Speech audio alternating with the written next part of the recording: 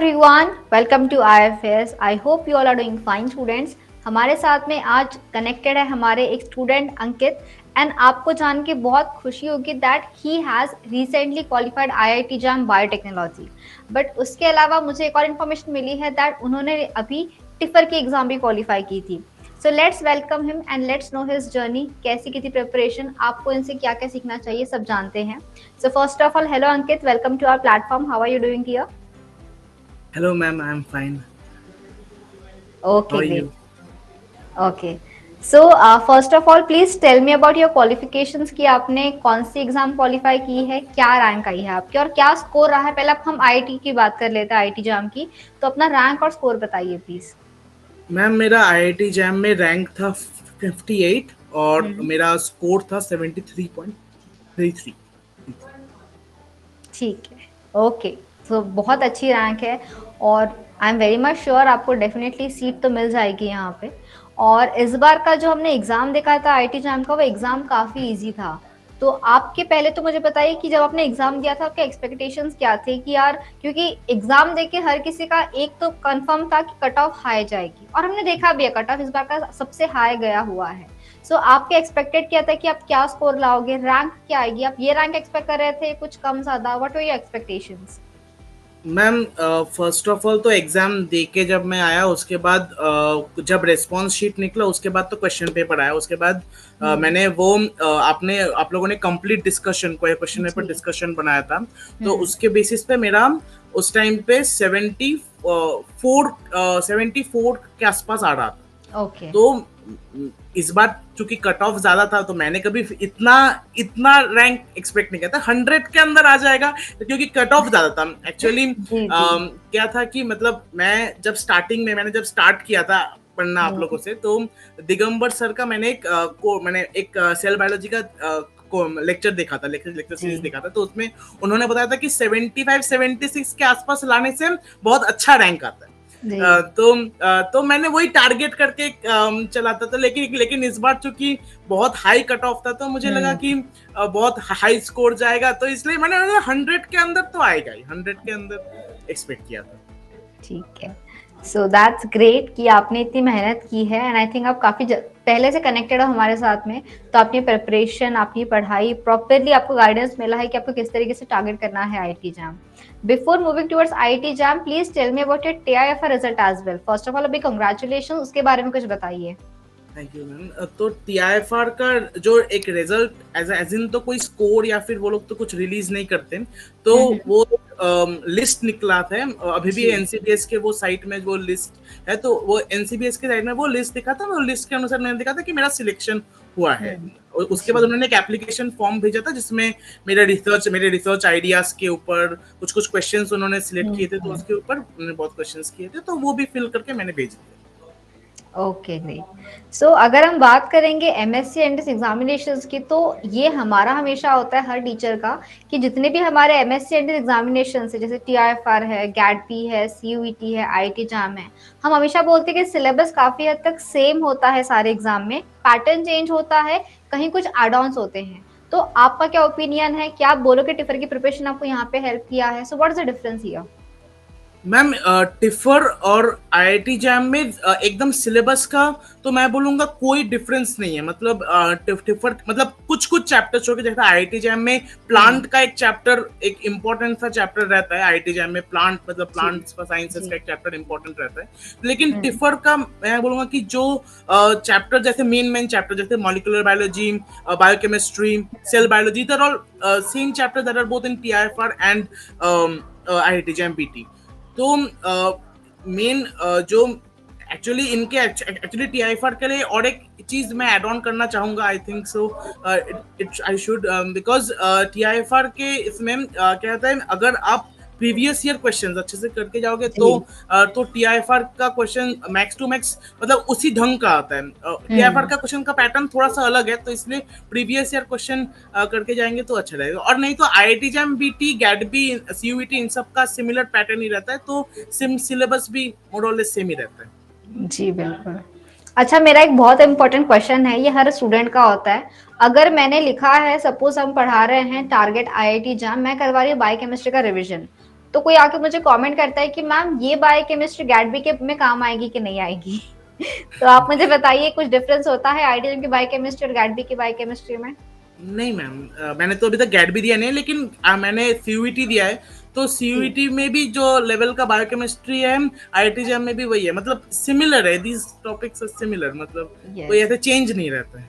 बिल्कुल। तो I think हम बस जैसे हम पैटर्न की बात करें, आईटी जैम में एनएटी एमएसक्यूज आ गए, सीयूटी में सिर्फ एमसीक्यूज है, पैटर्न चेंज हो रहा है, सिलेबस आपका वही है, कहीं पे एक्स्ट्रा डिटेल हो सकता है, वो आपको वैसा, जैसे कि अगर हम बात करते हैं गैट बी की में वाई प्रोसेस पढ़ा जाएगा, यहाँ नहीं पढ़ना पड़ेगा, तो वो चीजों की छोड़ दी जाए, बट कॉमन टॉपिक्स जो आपके मोल बायो बायोकेमिस्ट्री ये आपके बिल्कुल सेम होते हैं। Okay great, so let's talk about the IIT jam exam now. तो पहले तो आप मुझे ये बताओ कि हमारे आईआईटी जैम के एग्जाम में तीन पैटर्न के क्वेश्चंस आते हैं, एमसीक्यूज, एमएसक्यूज एंड एनएटी। तो आपका क्या सीक्वेंस होता था एग्जाम में, पेपर आप कैसे सॉल्व करते, कौन सा पेपर पहले टारगेट करना चाहिए, कौन सा सेक्शन पहले टारगेट करना चाहिए? मैम मैंने जो भी यहाँ पर जो आईएफएस के जो मॉक टेस्ट भी थे, मैंने दो मॉक टेस्ट दिए थे, और मैंने जो इसमें भी थे, तो मेरा टारगेट ऐसा कुछ नहीं था। मैंने एमसीक्यू, एमएसक्यू और एनएटी के पहले मैंने ऐसा किया था कि पहले मैं जो चीज एकदम परफेक्ट आता है, क्योंकि एमसीक्यूज में नेगेटिव मार्किंग का एक स्कोप रहता है, तो एकदम परफेक्ट जो आता है तो एमसीक्यूज में करूंगा, और एमएसक्यूज में, एमएसक्यू और नेट में सब अटेम्प्ट, मतलब सब अटेम्प्ट, क्योंकि मतलब छोड़ने से फायदा भी नहीं है, मतलब नेगेटिव मार्किंग तो नहीं है, और बाय चांस कुछ जगह में एमएसक्यू में क्या होता है कि कभी कभी मतलब दो आपको लग सकते हैं कि तीन आंसर, लेकिन आपको दो लग रहे हैं, तो आप मार्क कर सकते हो, अगर गलत हुआ तो नेगेटिव नहीं जाएगा, लेकिन करेक्ट हुआ तो आपका करेक्ट हो जाएगा। तो मैंने ये सोचा था कि सब एमएसक्यू और नेट में सब करना है, और एमसीक्यू में जितना हद तक हो सके कि नेगेटिव मार्किंग कम हो। Okay great. और अब मुझे बताओ कि पेपर में जब आपको टाइम ड्यूरेशन मिलता है, क्या वो टाइम सफिशिएंट होता है तीनों पेपर को 2-3 बार पढ़ने के लिए, या बच्चों को एक बार में ही सारा पेपर सॉल्व कर लेना चाहिए? नहीं मैम, बहुत टाइम मिलता है, मतलब इस आईआईटी जैम इस बार तो हम लोग को बहुत ही टाइम, क्योंकि इस बार क्या था कि स्ट्रेट कट क्वेश्चंस ज्यादा पूछे गए थे, मतलब अप्लाइड क्वेश्चंस कम थे, स्ट्रेट कट क्वेश्चंस ज्यादा थे, तो इसलिए कम टाइम में हो गया, मतलब पेपर हो गया, और रिवीजन का टाइम मिला, उसके बाद आप 2-3 बार अच्छे से, आपको जो क्वेश्चंस टफ लग रहे, जैसे कुछ क्वेश्चंस बड़े थे, कुछ न्यूमेरिकल्स टाइप के क्वेश्चंस बड़े थे, तो वो करने में मतलब आप अच्छे से एक बार अच्छे से कॉन्फिडेंटली सॉल्व करके बैठा सकते हो आंसर, तो कोई इशू नहीं होता, टाइमिंग का इशू नहीं होता। Okay great, so I think timing का तो कोई इशू इस बार नहीं था, क्योंकि क्वेश्चन आपके बहुत सिंपल थे, स्टेटमेंट वाले क्वेश्चन ज्यादा थे, सो आई थिंक टाइम मैनेजमेंट तो आपने बहुत बढ़िया से किया होगा। अच्छा, एक चीज बच्चे हमेशा बोलते हैं कि पेपर का कट ऑफ कम जाता है, आईआईटी मिल जाती है, फिजिक्स केमिस्ट्री मैथ्स को स्किप करके सिर्फ बायोलॉजी पढ़ के भी क्वालिफाई हो सकता है क्या? So what will you tell, क्या पीसीएम के बिना मुमकिन है आईआईटी जैम क्वालिफाई करना? Ma'am I don't think so, PCM के बिना तो आईआईटी जैम क्वालिफाई करना मुमकिन ही नहीं है। एक्चुअली मेरा जो था 10th और मेरा 12th में मैथ्स नहीं था, तो मतलब मैथ्स का मुझे क्या करना था, क्योंकि 10th तक मैथ्स था, 10th तक आई नो मैथ्स, बट उसके बाद 11th 12th मेरा पीसीबी था, तो पीसीबी में तो फिजिक्स केमिस्ट्री तो मेरा था ही, मतलब आई कैन डू इट, तो लेकिन मैथ्स का क्या करना था, तो इसलिए मैंने आईएफएस का पूरा जो भी सर ने पढ़ाया पूरा का पूरा मैंने फॉलो किया, सर ने जैसे पढ़ने के लिए बोला मैंने वैसे पढ़ा। उसके बाद हम लोग के कॉलेज के भी प्रोफेसर से, उन्होंने भी इस कोर्स के बारे में बहुत हेल्प किया हमें, तो इनको पूरा ब्लाइंडली फॉलो किया मैंने, और मेरी मॉम ने भी बहुत मुझे हेल्प किया, तो इन सब करके मतलब मैथ्स मेरा हो गया। और फिजिक्स सिद्धार्थ सर ने जैसे पढ़ाया, उसके बाद हम लोग के कॉलेज के मतलब कॉलेज का भी एक कुछ सर हम लोग को हेल्प करते थे, तो उन्होंने भी जैसे किया, तो हो गया। और केमिस्ट्री तो सर और मैम जो पढ़ाते थे हो जाता है, मतलब आईएफएस का मतलब अगर फुल नोट सब ब्लाइंडली फॉलो करोगे तो हो जाएगा, अच्छे नंबर से क्वालिफाई हो जाएगा। जी बिल्कुल। सो यस डेफिनेटली हम कोर्सेज में वही बताते हैं कि आपको जितना इंपॉर्टेंट है एग्जाम के लिए, देखिए चलो बायोकेमिस्ट्री की बुक्स है हमारे पास, बट आपको उतना नहीं पढ़ना है, आपको जितना पढ़ना है उतना ही करवाया जाएगा, चाहे मैथ्स फिजिक्स। बच्चे हमेशा डरते हैं, पर उनको पता होना चाहिए कि फिजिक्स और मैथ्स सिर्फ 10+2 लेवल का आने वाला, उसके ऊपर का कुछ नहीं पूछा जाएगा।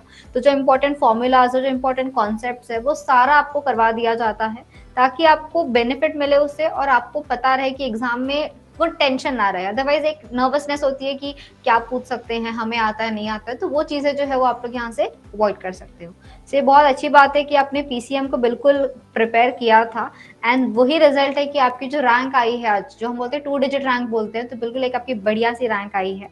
Tell me about the biology part, आपके फेवरेट टॉपिक्स कौन से थे और कौन से आपके थोड़े से वीक कॉन्सेप्ट थे या फिर आपको मजा नहीं आता था पढ़ने में?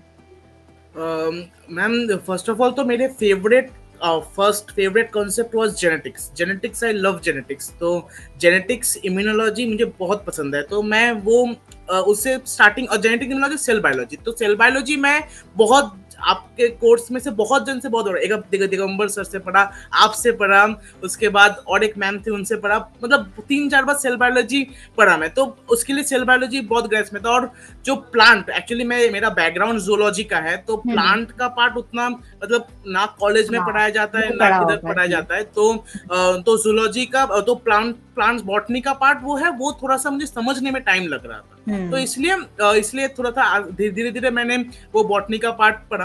और एवोल्यूशन, बाकी तो जूलॉजी का पार्ट जो है वो कॉलेज में भी होता है और आपके यहाँ पर भी होता है। तो एवोल्यूशन ऑन ऑल वो हो गया मतलब। और बेस्ट टॉपिक तो जेनेटिक्स तो था ही, वो तो पहले से मैंने स्टार्टिंग में उससे किया था, तो वो अच्छा लगता है। जी जी। सो आई थिंक अगर कोई स्टूडेंट अपना ग्रेजुएशन का भी प्रॉपरली सिलेबस प्रिपेयर कर रहा है, तो वो पढ़ाई प्लस थोड़ा सा गाइडेंस इनके बारे में, उससे वो आईआईटी जम काफी इजीली क्वालिफाई कर सकता है।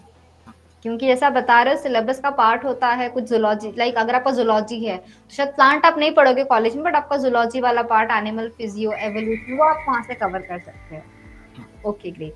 और जब आप प्रिपेयर करते थे तो आप थोड़ा सा मुझे बताओ कि टाइम डिस्ट्रीब्यूशन क्या रहता था, कितनी सेल्फ स्टडी जरूरी है, कितने क्वेश्चन प्रैक्टिस करने चाहिए, कितना आप किसी और से पढ़ते थे? मैम मैंने तो मेरा प्रिपरेशन मैंने चालू तो किया था नवंबर 2022 से। नवंबर 2022 से मैंने प्रिपरेशन चालू किया था।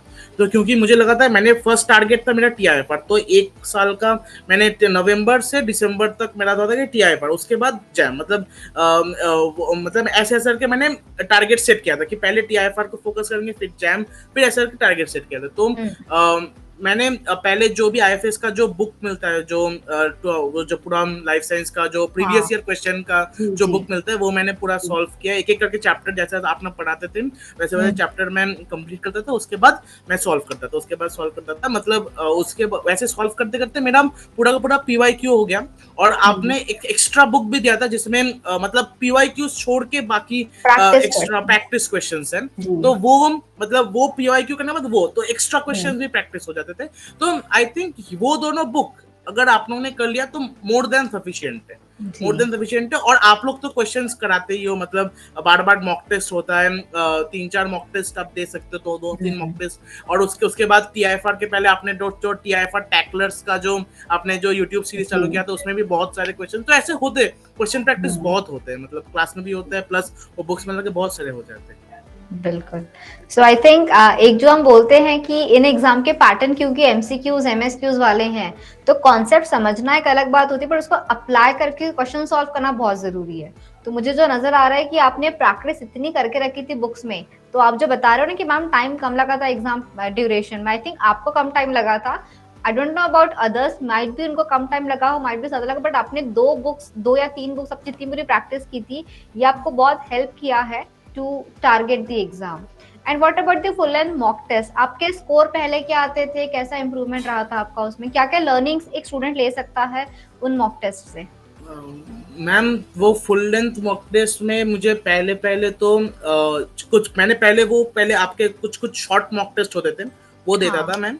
उसके बाद फुल लेंथ मॉक टेस्ट में मेरे पहले स्कोर्स आते थे 57 के आसपास। उसके बाद मैंने मैथ्स और केमिस्ट्री को थोड़ा सा और अच्छे ध्यान से पढ़ा, और फिजिक्स को भी, और बायो के भी कुछ कॉन्सेप्ट्स मेरे वीक हो जाते थे कभी कभी, और मतलब समझने में कभी कभी क्वेश्चन समझ में आया तो मतलब आंसर मतलब लिखते लिखते कभी कभी सिली मिस्टेक्स हो जाते, तो ऐसे करते करते मतलब 2-3 मॉक टेस्ट 57 फिर 60, एक दो मॉक टेस्ट में 60 के ऊपर आया। तो वैसे 670 के इतना ऊपर नहीं था, मतलब 70 प्लस ऐसा नहीं मिला था कभी, बस 65 के आसपास ऐसे 2-3 मॉक टेस्ट से मिले थे मेरे, तो ऐसे नहीं ग्रेट। तो आई थिंक ये बहुत अच्छी बात है कि आपने अपने मॉक टेस्ट से लर्निंग्स ली, आपने पहला टेस्ट दिया, स्कोर थोड़ा कम आया, आपने सही एनालिसिस किया कि मेरा फिजिक्स और मैथ्स, सॉरी केमिस्ट्री और मैथ्स थोड़ा सा वीक लग रहा है, हाँ तो मुझे केमिस्ट्री। उस पे और वर्क करना है। नेक्स्ट में शायद आपने वहां पे और स्कोर करके आप ऊपर गए हो। हाँ तो ये बहुत इंपॉर्टेंट होता है खुद की मॉक टेस्ट को एनालिसिस करना। बहुत लोग टेस्ट दे के छोड़ देते हैं, बट ये समझना कि कम मार्क्स क्यों आ रहे हैं, नंबर ऑफ क्वेश्चन अटेम्प्ट कम हो रहे हैं क्या,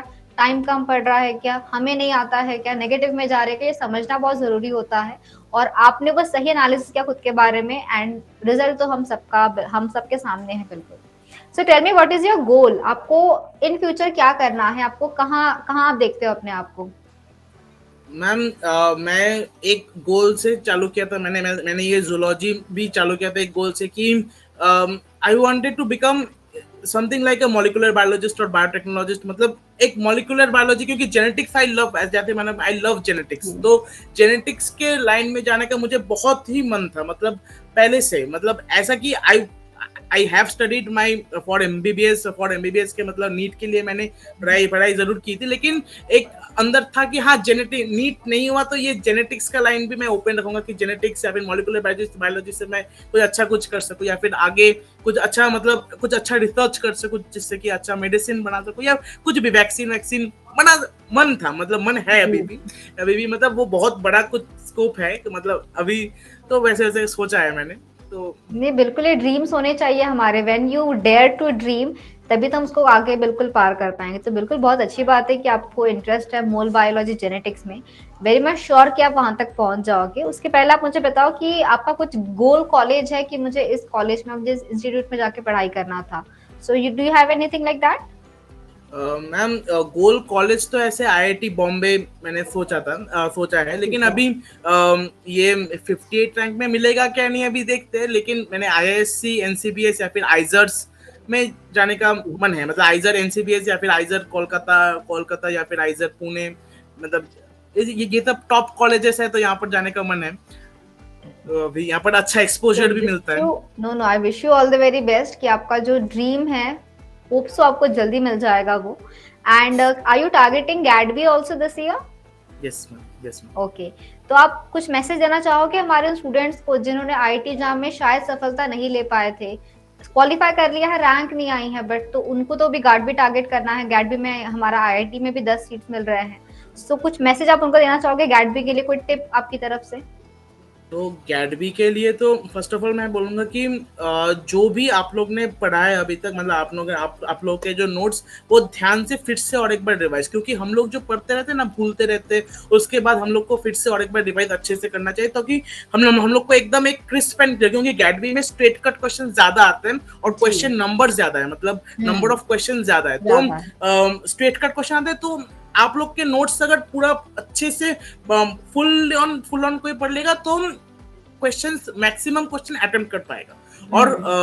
और मैथ्स और फिजिक्स के, मैथ्स नहीं आता, फिजिक्स केमिस्ट्री के लिए अगर मैं बोलूंगा तो फिजिक्स केमिस्ट्री जितना सर पढ़ाते हैं, सर बहुत अच्छा फॉर्मूलाज लिख के एकदम बताते हैं, तो उससे हो जाता है, मतलब फिजिक्स केमिस्ट्री अच्छे से हो जाता है, उससे हो जाता है, कोई प्रॉब्लम नहीं होता है। बिल्कुल, तो आई थिंक एक बहुत अच्छा आपने बोला कि फिजिक्स केमिस्ट्री से भागना नहीं है किसी को भी, इट्स डूएबल। आपको थोड़ी सी मेहनत करनी, थोड़े से एफर्ट्स लेने हैं। बायोलॉजी तो आप सबको आती है, थोड़ा सा एक्स्ट्रा आपको एफर्ट्स लेके आपको वो पार्ट भी डेफिनेटली करना है। And Ankit please tell me, आपके घर वालों का क्या रिएक्शन था रिजल्ट देख के, आपका क्या रिएक्शन था रिजल्ट देख के आईआईटी जाम का? तो पहले तो एक्चुअली उस दिन सीयूईटी लाइफ साइंस का एग्जाम था, तो मैं एग्जाम दे के आया था, स्कोर मुझे पता चल गया था पहले 73। तो देखते सब लोग बोल रहे थे कि, मतलब कॉलेज में सब लोग बोल रहे थे कि यार तो अच्छा रैंक आ जाएगा, ले देखते हैं, पहले इतना हाई कट ऑफ गया है। तो मैंने देखा कि 58, तो पहले एग्जाम ये नहीं आ रहा था, तो पहले मुझे रैंक दिखा नहीं था, तो पहले कट ऑफ दिखा, तो मुझे लगा रैंक नहीं आया, फिर ऐसे देखा कि रैंक आया 58, अच्छा बाप रे ठीक है 58, फिर देखा मार्क्स तो नहीं है, वो मार्क्स तो कम नहीं हो गए।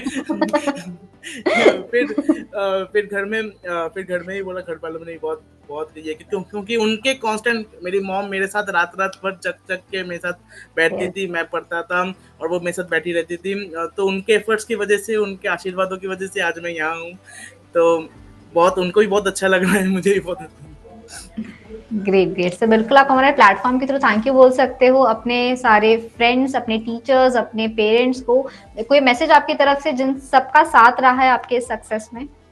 मैं सब टीचर्स को थैंक यू बोलना चाहूँगा कि उनकी उनकी वजह से ही मैंने जो भी किया है उनकी वजह से ही किया है, उनकी वजह से मैं कर पाया हूँ। और मेरे फ्रेंड्स ने इतना सपोर्ट किया, मेरे मॉम एंड डैड ने मुझे कंटिन्यूअसली सपोर्ट किया, तो थैंक यू ऑल। और मतलब रियली थैंक यू, मतलब from the bottom of my heart. मतलब अगर वो नहीं होते, अगर मुझे ये गाइडेंस नहीं मिलता, मुझे तो आईटी जाम के बारे में कॉलेज से पता चल गया था। कॉलेज के प्रोफेसर्स ने भी बहुत हेल्प किया है मुझे, बहुत हेल्प किया है, मतलब नो डाउट बहुत हेल्प किया है मुझे। तो आईटी जाम में पता चल गया, लेकिन ये गाइडेंस मतलब कौन सा बेस्ट प्लेटफॉर्म है मतलब पढ़ने के लिए। सारे प्लेटफॉर्म अच्छे, I know, I am not saying that, but मतलब कहाँ से मुझे एक बेस्ट गाइडेंस मिलेगा, तो वो मुझे लगा कि यहाँ पर सारे टीचर्स कितना अच्छा गाइड करते। तो थैंक यू वेरी मच। बिल्कुल।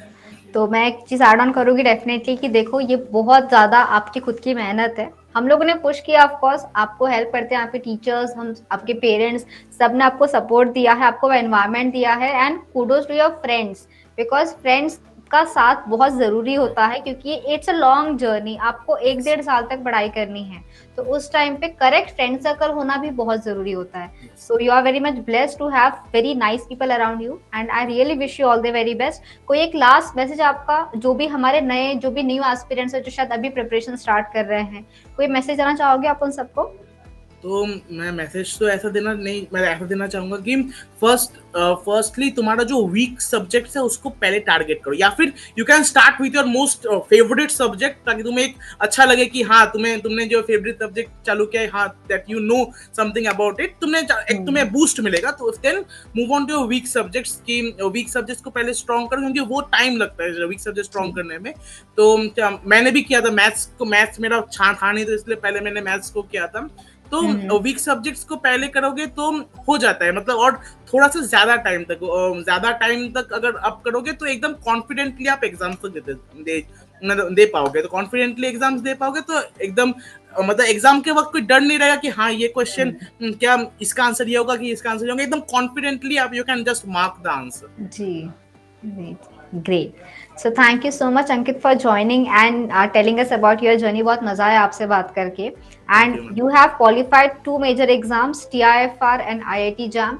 CUET का रिजल्ट आने का है, गैटबी की एग्जाम होने के, but I am very much sure कि आप दोनों एग्जाम्स को भी बिल्कुल तैयार अच्छी से फोड़ने वाले हो, और आपके बढ़िया से मार्क्स आने वाले हैं। शायद हम लोग और एक बार कनेक्ट करेंगे, 2 बार कनेक्ट करेंगे for your more interviews like this.